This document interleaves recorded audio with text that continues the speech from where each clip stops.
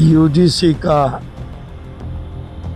यह काला कानून समाज में जातीय संघर्ष को बढ़ावा देगा। इस दिशा में यूजीसी जिस उद्देश्य के लिए स्थापित किया था उस उद्देश्य से भटक गया। सभी पक्षों के हितों को ध्यान रखना चाहिए, कानून में संतुलन होना चाहिए, जो यूजीसी के नए ड्राफ्ट 2026 में नहीं है। ये पहले ही धारणा मान लिया गया है। इस यूजीसी के रेगुलेशन में पहले ही अवधारित कर लिया गया है कि सवर्ण समाज के लोग उत्पीड़क हैं और दलित और ओबीसी पीड़ित हैं। यूजीसी का यह काला कानून समाज में जातीय संघर्ष को बढ़ावा देगा, जातीय नफरत को बढ़ावा देगा और पूरे देश में गृह युद्ध जैसी स्थिति आ जाएगी। उसका कारण ये है कि यूजीसी का जो पहला रेगुलेशन 2025 में आया था उसमें 2 प्राविधान थे जिन्हें निकाल दिया गया। एक प्राविधान ये था कि यदि शिकायत गलत पाई गई, झूठी पाई गई और साक्ष्य गलत लगाए गए तो शिकायतकर्ता को दंड दिया जाएगा, जुर्माना लगाया जाएगा। 25 में दूसरा प्राविधान केवल SC/ST एक्ट के लिए था, लेकिन जो 2026 का यूजीसी का गजट फाइनल ड्राफ्ट आया उसमें से ये दोनों प्राविधान हटा दिए गए। जो शिकायतकर्ता ये झूठा साबित होने पर दंड देने का प्रावधान था वो निकाल दिया गया और ये प्रावधान केवल SC/ST के लिए था। 2026 के रेगुलेशन में ये उसके साथ साथ ओबीसी को भी जोड़ दिया। इस रेगुलेशन के लागू होने से पहले समाज में समरसता थी, आपसी समन्वय था, सद्भाव था। कहीं अगड़े पिछड़े, ऊंच नीच, दलित का कोई भावना नहीं थी। मैं आपको व्यवहारिक तौर पर बताऊं, हम लोग मांगलिक कार्यक्रमों में जाते हैं, सब जगह वेटर दलित समाज के लोग होते हैं। तो कोई ये नहीं कहता कि हम दलित का छुआ हुआ नहीं खाएंगे। तो सामाजिक समरसता थी। यूजीसी के इस नियम से सामाजिक समरसता का तार हो गया भाव और पूरे समाज में, पूरे देश में एक जातीय संघर्ष फैल गया, अनावश्यक जातीय नफरत फैल गई। यूजीसी की स्थापना इसलिए हुई थी कि उच्च शिक्षा के सभी केंद्रों को वैश्विक स्तर के ज्ञान के केंद्र के रूप में स्थापित किए जाएं, जहां गुणवत्तापूर्ण रिसर्च हो। हमारी आने वाली शताब्दी जिसके पास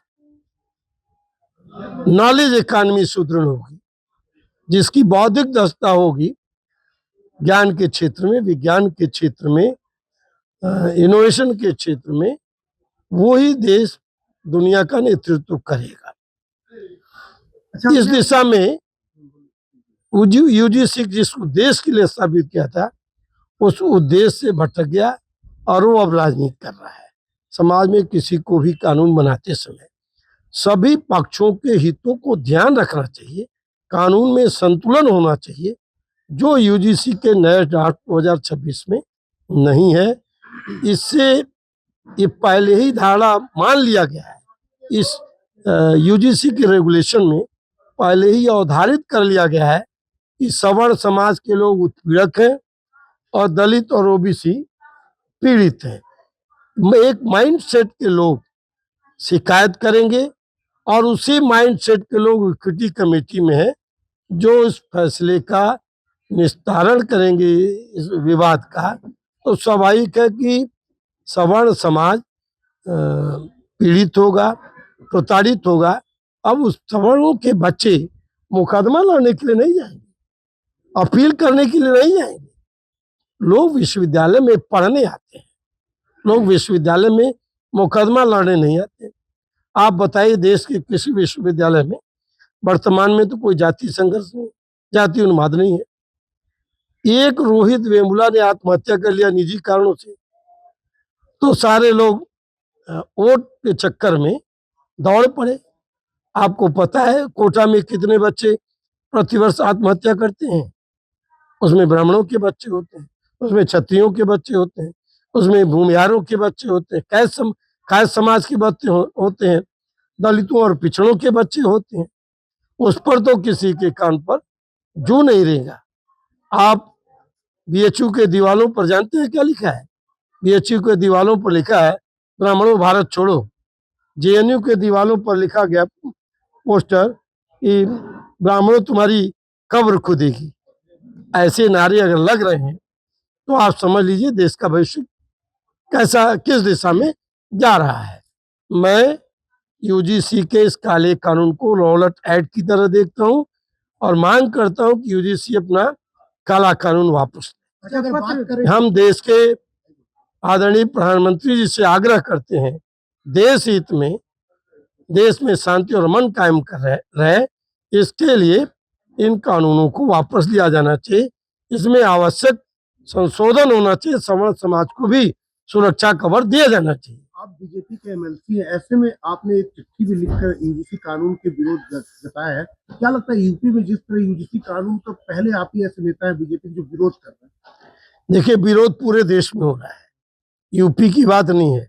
मैं एक पढ़ा लिखा व्यक्ति हूँ, विश्वविद्यालय में रहा हूँ, इसलिए मैंने यूजीसी के चेयरमैन को और सचिव को पत्र लिखा है, उसमें अपना सुझाव दिया है।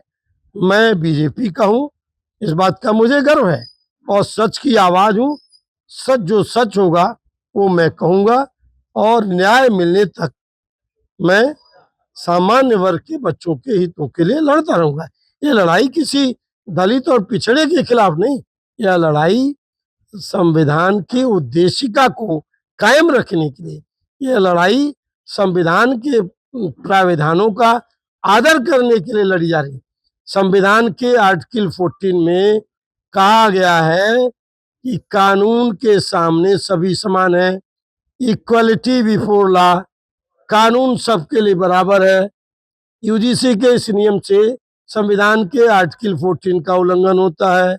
आर्टिकल 15 में कहा गया है कि संविधान किसी भी भारतीय नागरिक के साथ जाति, भाषा, लिंग और नस्ल के आधार पर भेदभाव की इजाजत नहीं देता।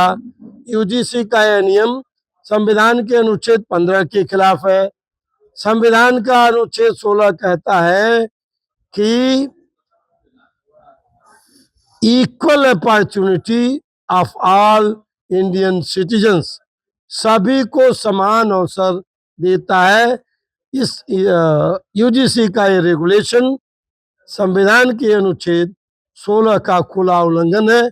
हमारे लिए संविधान से ऊपर कोई नहीं, संविधान हमारे लिए सबसे पवित्र है।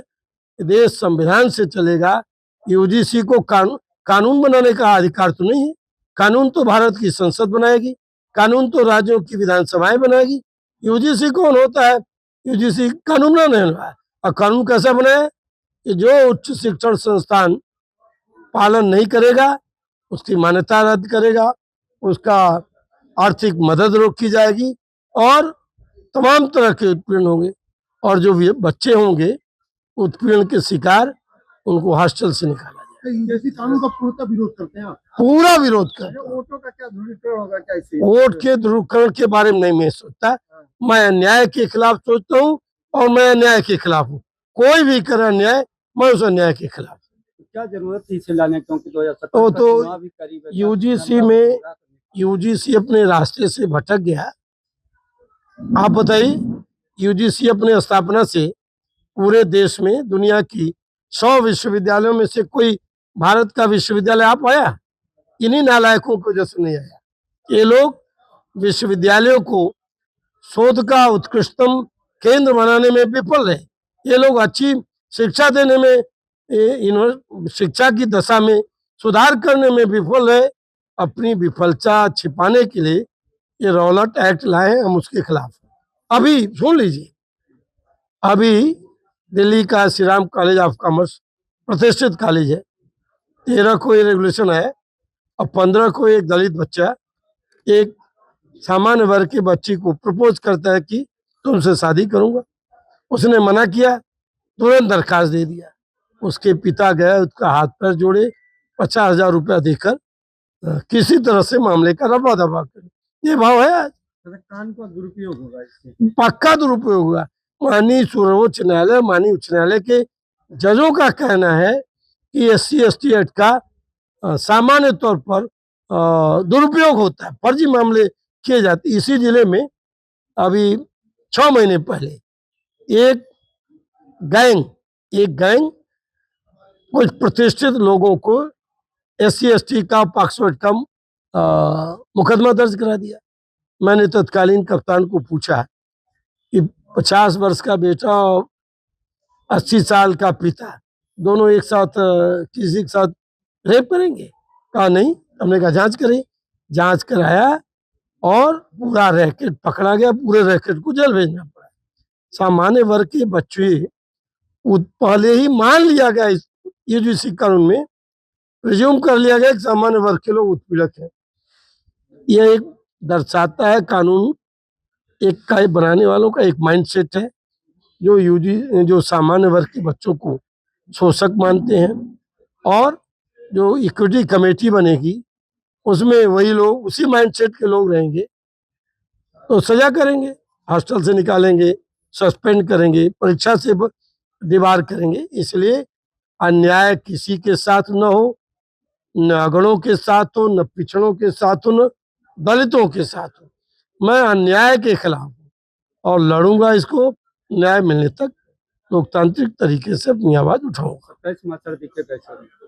अब ये तो मैं क्या कहूँ, तो जनता कहेगी। ये तो जनता को पीछे समाज को ठेस पहुंचाया। भाई, समाज को अपमानित करके आप क्या पाएंगे? अपमानित करेंगे। कुछ लोग कहते हैं कि हमने 10% आरक्षण दे दिया गरीब वर्ग को। और ऐसे ही है जैसे हमको गणेश का रसगुल्ला खिला के और दोनों गाल पर 2 चाटा मार दें। सम्मान से बड़ा कुछ नहीं है। BHU के दीवारों पर लिखा है ब्राह्मणों भारत छोड़ो। JNU के दीवारों पर लिखा गया है कि ब्राह्मणों तेरी कब्र बनेगी। क्या ये उचित है? हम न्याय मांगने कहाँ जाएं?